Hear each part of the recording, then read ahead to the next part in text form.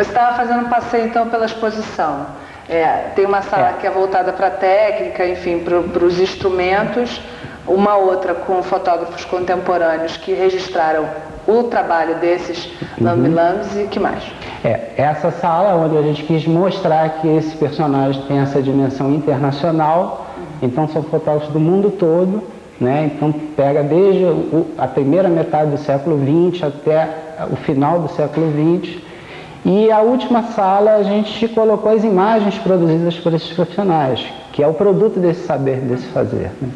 E o acervo, como é que vocês conseguiram garimpar? É difícil o processo de pesquisa de garimpar mesmo essas imagens feitas? O processo foi realmente de garimpagem, você não tem estudos feitos sobre o fotógrafo lambe-lambe, então a gente foi pesquisando, a internet ajudou muito na sala onde você tem as imagens dos fotógrafos ao redor do mundo. O acervo de imagens produzidas pelos lambe-lambes também é um fator muito complicado, porque eles próprios, os fotógrafos, não guardaram essas imagens, então a gente recorreu a acervos familiares para tentar mostrar para as pessoas. Tem muito nessas fotos de famílias inteiras, de avós, de bisavós. No Nordeste a tradição é muito forte, principalmente, pintadas, né, as fotos. Principalmente na cidade de Romaria. De Romaria? De Romaria. Então, e lá a gente vê também nessa sala algumas publicações. A gente pegou o material que a gente tinha, referências bibliográficas, que não eram muitas, jornais, revistas, que foram basicamente o material que deu uma noção histórica desse percurso do profissional no Brasil.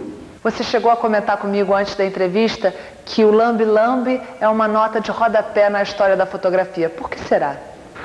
Porque é um profissional que nunca foi valorizado, e a intenção desse decreto agora também é a gente tentar inserir ele dentro do contexto da história da fotografia, que na verdade ele foi o principal agente que possibilitou democratizar e popularizar o acesso ao retrato fotográfico. Isso sim foi um grande papel, né? E esse talvez seja o principal papel social do fotógrafo lambe-lambe, do fotógrafo ambulante ao redor do mundo, né? Possibilitar que classes populares tivessem acesso ao seu registro imagético. Ter uma foto em mãos dentro de um centro urbano, também para algumas famílias que vieram para a cidade grande, era uma prova de que estavam adaptadas, né? Aqui no Rio, principalmente, você tinha um público de imigrantes muito grande que se fotografavam na praça. E dentro daquele sentido de avisar a família que ficou lá que ele estava vencendo na cidade grande. Então uma foto dele vestido com a melhor roupa, inserido na riqueza e na prosperidade material da cidade, era a prova material de que ele estava conseguindo vencer na cidade grande. Então ele mandava a sua carta com texto dizendo que estava bem, mas a fotografia era a prova, era o testemunho de que ele estava vencendo na cidade grande. Nessa exposição também tem uma foto do Evandro Teixeira, um grande fotógrafo, da Leila Diniz sendo fotografada por um lambe-lambe. Eles tinham a simpatia dos companheiros de trabalho? Olha, na verdade, eles não são muito valorizados, né, no meio fotográfico. E o termo lambe-lambe muitas vezes é visto de maneira pejorativa, até porque no fotojornalismo o termo lambe-lambe ele é muito utilizado para você designar um mau fotógrafo. É um lambe-lambe. É um lambe-lambe, é um fotógrafo ruim, né?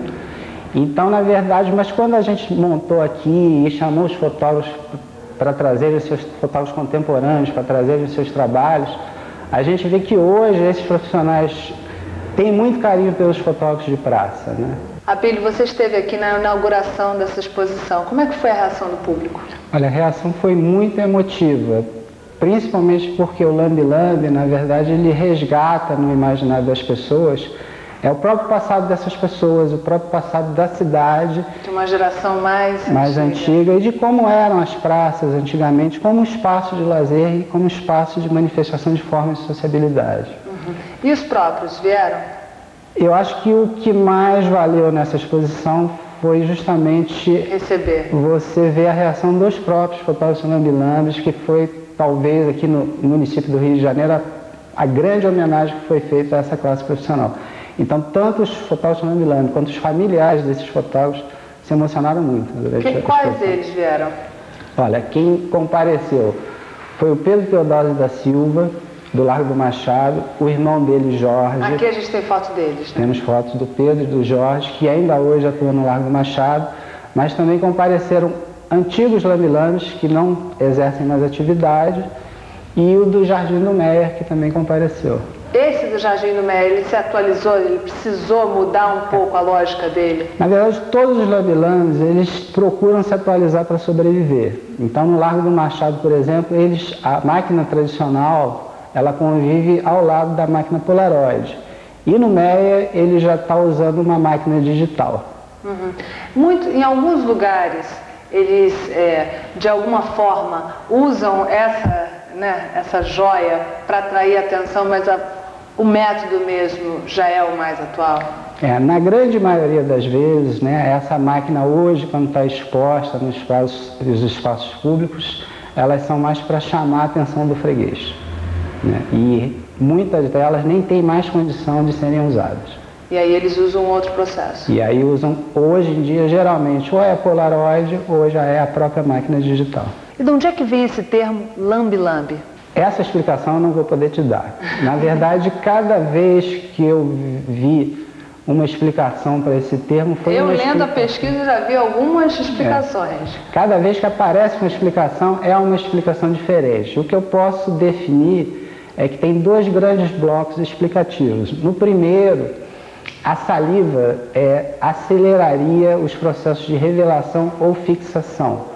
Mas os próprios lamilames falam que isso não é possível porque eles não colocariam a língua num material que passou por um produto químico. Um outro bloco de explicação já relaciona que a língua seria usada para descobrir o lado correto da emulsão, que um lado seria mais áspero, o outro lado seria mais liso. Mas também os próprios fotógrafos lamilames, eles dizem o seguinte, não, o próprio tato já definiria isso. Eu acredito que no imaginário popular esse termo surgiu porque o fotógrafo lambe-lambe, ele coloca a cabeça dentro daquela máquina e dentro, no interior da máquina, você tem produtos químicos, Você tem um líquido de revelação e um líquido de fixação e a foto sai úmida. Mas no imaginário popular a pessoa não sabe que ali dentro tem essas banheiras com esses líquidos de revelação. E ela deve imaginar que a única maneira da foto ter saído molhada foi que ele passou na língua. E tem também outros termos, para designar a mesma função. Tem vários termos, mas o termo oficial é fotógrafo de jardim. E lá fora o termo genérico é fotógrafo ambulante. Mas aqui tem ventania. Tem vários termos e esses termos... Bufete, uma coisa assim. Mão do bufete. Mão de soco tem também. Mão de soco, que já é uma outra técnica. E esses termos que você comentou, eles são relacionados a um outro tipo de técnica fotográfica que é quando eles utilizam negativo em papel. E aí eles só colocam a mão dentro da máquina e não... Algumas fotos aqui é só com a mão dentro da máquina, Eles não...